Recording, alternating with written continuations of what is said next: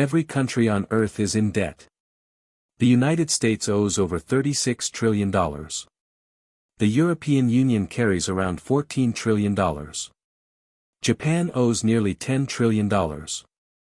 Even oil-rich nations like Saudi Arabia and export powerhouses like Germany and China, all owe enormous sums. Total global debt now exceeds $315 trillion.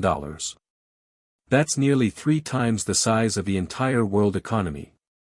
Every government, every central bank, every major institution is borrowing. But here's the paradox that breaks most people's brains: if everybody owes money, who exactly is owed? Think about it. If every nation is a debtor, who's the creditor? Where did all this money come from? Who's sitting at the top of this pyramid collecting interest from the entire planet? The answer is more disturbing than you think. Because when you follow the chain of creditors long enough, you discover something unsettling: the world doesn't owe money to anyone in particular. It owes it to itself. But that doesn't mean everyone benefits equally.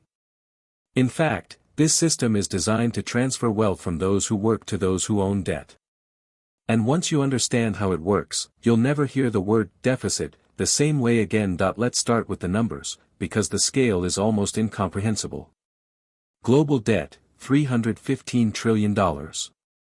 That's $315,000 billion. Or if you prefer, $315 million. To put that in perspective, the entire world economy. Every good and service produced by every person in every country is about $105 trillion per year. That means global debt is 3 times annual global economic output. If every human on Earth, all 8 billion of us, pooled everything we produce for 3 entire years and gave it all to creditors without eating, without housing, without anything, we still couldn't pay off the debt. The debt isn't evenly distributed. The United States alone owes $36 trillion, about 125% of its GDP. Japan owes nearly $10 trillion, over 250% of its GDP. The European Union combined owes about $14 trillion. But here's what's strange: these aren't poor countries. These are the richest, most powerful economies on Earth. And they're all drowning in debt. Developing nations owe trillions more. China's total debt, government, corporate, and household combined, exceeds $50 trillion. Emerging markets carry debt burdens that consume massive portions of their budgets just on interest payments. Every category of debt is at record levels. Government debt, corporate debt, household debt, all simultaneously at all-time highs. And it's accelerating. Global debt increases by roughly $1 trillion every 100 days. So again, the question: if everyone owes, who's owed? Let's follow the money and see where this leads. Start with the United States, because its debt structure reveals how the system works globally. The US owes $36 trillion. Who holds that debt? About 30%, roughly $10 trillion. Is held by foreign governments. Japan holds about $1 trillion. China holds about $800 billion. Then the UK, Luxembourg, Belgium, and others. So Japan is a creditor to the United States. Japan is owed money. Except Japan itself owes $10 trillion. So Japan borrows money to lend money to America. They're simultaneously debtor and creditor. China holds $800 billion in US debt. But China itself carries over $50 trillion in total debt.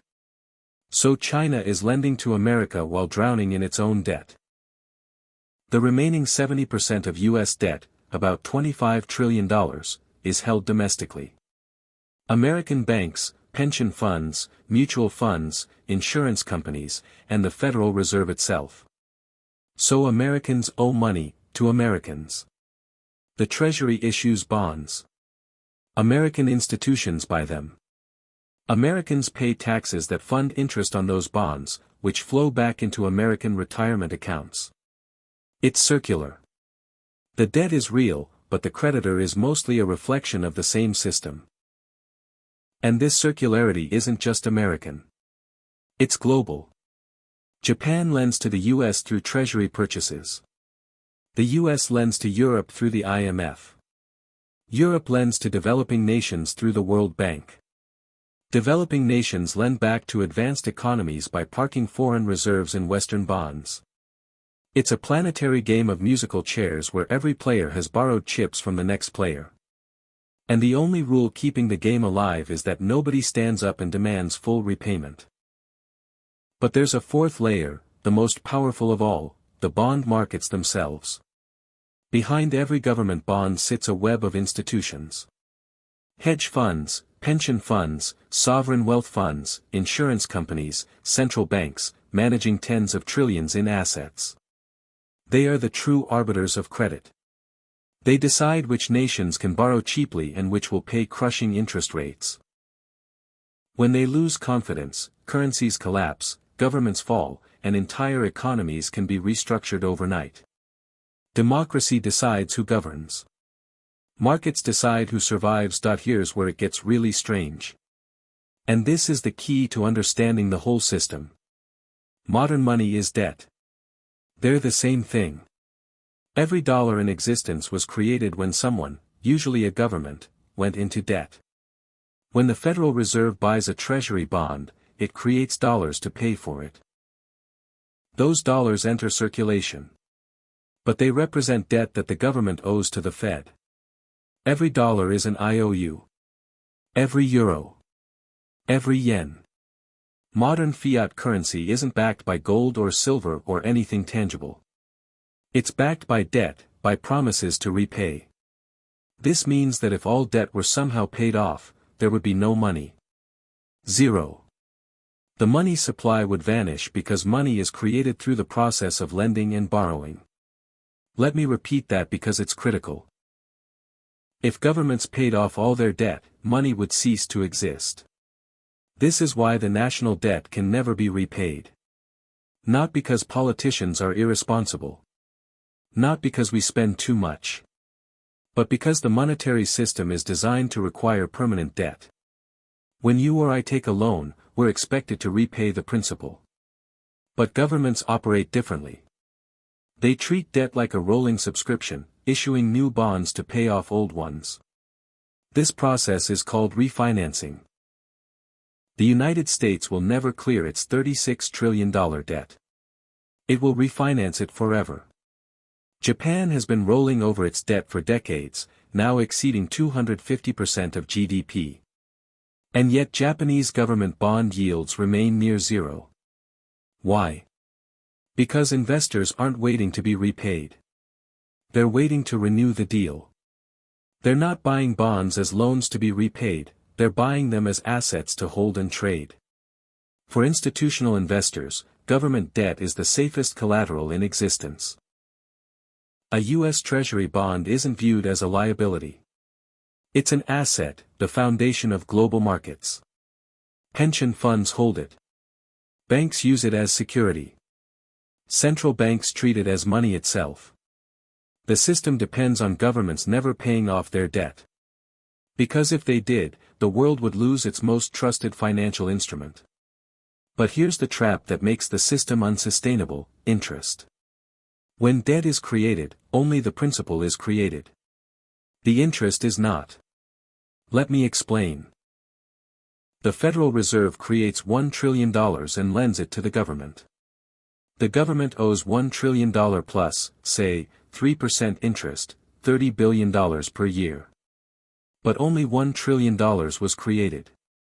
The $30 billion in interest was not created. So where does the $30 billion come from? It has to come from dollars that already exist in circulation. Which means someone else has to go into debt to create those dollars.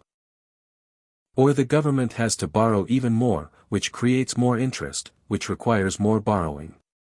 It's exponential. Every time money is created, more debt is created than money. The system mathematically requires debt to grow faster than the money supply. This is why the national debt grows even during economic booms. It's not a failure of policy. It's the design of the system. The U.S. national debt is $36 trillion. Annual interest payments now exceed $1.2 trillion. More than defense spending, more than Social Security. That's over $1 trillion per year transferred from taxpayers to bondholders. And who are those bondholders? Banks, investment firms, wealthy individuals, and institutions. The system is designed to transfer wealth from workers and taxpayers to those who own debt. Globally, this transfer amounts to trillions per year. Interest payments flow upward from populations to institutions, from debtor nations to creditor nations, from the many to the few. Debt isn't just a burden. It's a mechanism for wealth extraction that runs continuously, year after year, invisible to most people but absolutely central to how the system functions. Imagine if the United States decided to actually pay off the national debt. Not refinance it, actually pay it off. They would have to collect $36 trillion through taxes or other revenue. Then give those dollars back to bondholders, the Federal Reserve, banks, foreign governments, pension funds. But what happens when those dollars are returned to the Fed? They disappear. They're destroyed. Because dollars were created when the debt was issued. Repaying the debt reverses the transaction.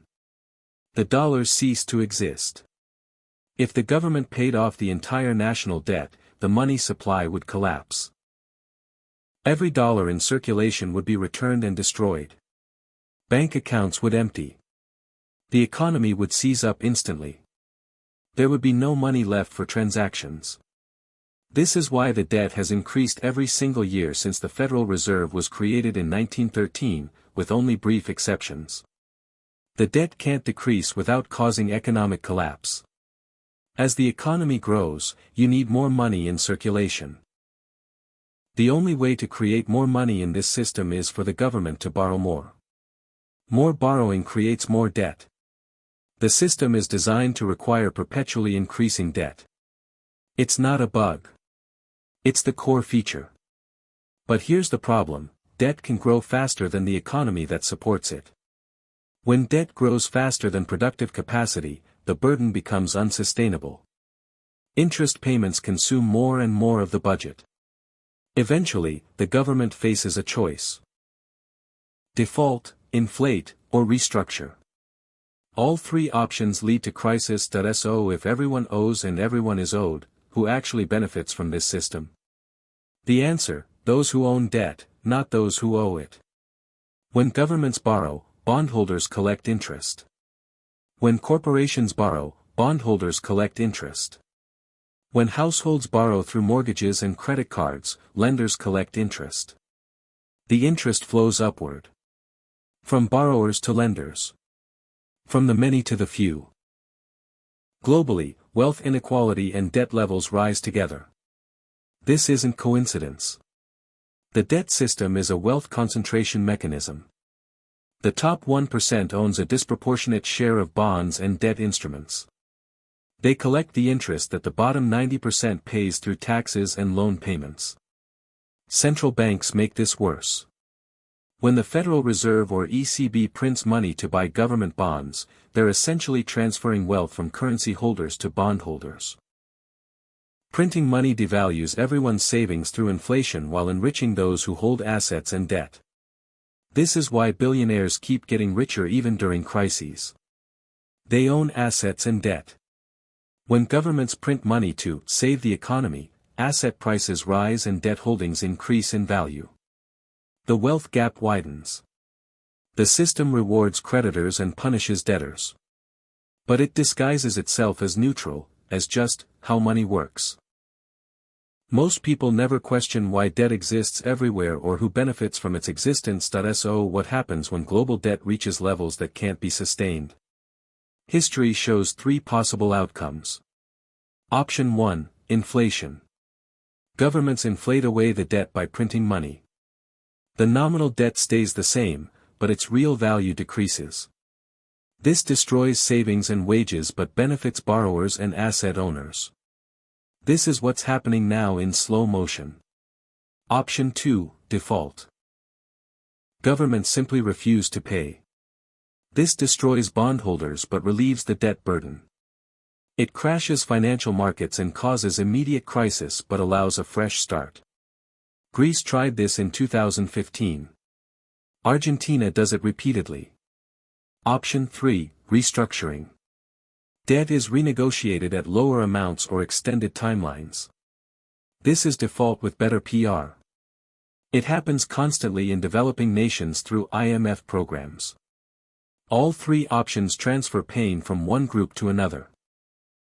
Inflation hurts savers and workers. Default hurts creditors and investors. Restructuring hurts both through negotiated losses. There's no painless solution when debt exceeds the ability to repay. Globally, we're approaching that threshold. When interest payments consume 20 to 30% of government budgets, countries lose the ability to invest in growth. They're trapped servicing debt instead of building futures. The question isn't whether there will be a reckoning. The question is what form it takes and who bears the cost. So what can you do in a system designed around unpayable debt? First, understand your position. Are you a net debtor or a net creditor? If you have more debt than assets, inflation helps you, it erodes the real value of what you owe. If you have more savings than debt, inflation destroys you. Second, recognize that cash savings lose value in an inflationary debt system. Holding pure cash means watching purchasing power decline as governments inflate to manage debt. You need assets that hold value outside the debt system. Third, skills and productivity become critical. The ability to create value, to solve problems, to produce goods, to offer services, can't be inflated away. Human capital is an asset the system can't debase. Fourth, understand that government promises are only as good as the currency they're denominated in. Social security, pensions, government bonds, these are all promises to pay in currency. If that currency loses value, the promises become worthless even if technically honored. Fifth, diversification means more than stocks versus bonds. It means different currencies, different jurisdictions, different forms of value. Don't keep everything in one system that depends on perpetual debt growth. This isn't financial advice, it's pattern recognition. Every system built on unpayable debt eventually reaches a breaking point. What protects wealth is understanding the system's incentives and positioning accordingly. So who's the creditor when everyone owes money? The answer is, we are. And we aren't. The global financial system has turned debt into money and money into debt. Governments issue it, banks multiply it, investors trade it, and citizens depend on it. The line between debtor and creditor has blurred beyond recognition. We're all simultaneously borrowing from and lending to each other in an interconnected web where everyone's solvency depends on everyone else's willingness to keep playing. But beneath that complexity is a simple truth: debt is a promise. And promises can't be kept forever. The $315 trillion global debt isn't money that was borrowed from some external source. It's money that was created through the act of borrowing. And the interest on that debt flows systematically from workers to owners, from populations to institutions, from the many to the few. The system works as long as confidence holds. As long as everyone believes the promises will be honored. As long as nobody demands actual repayment instead of endless refinancing. But confidence isn't permanent. And when it breaks, when enough people realize the emperor has no clothes, the cascade happens fast. Rome promised silver and delivered copper. Weimar promised marks and delivered wheelbarrows of paper. Every empire that built on unpayable debt eventually faced the same reckoning. The global debt system is that reckoning waiting to happen. Not because people are irresponsible. But because the mathematics of perpetual debt growth eventually collide with the limits of real economic capacity. If this gave you a new perspective, subscribe. History has the answers, I'll show you where to look.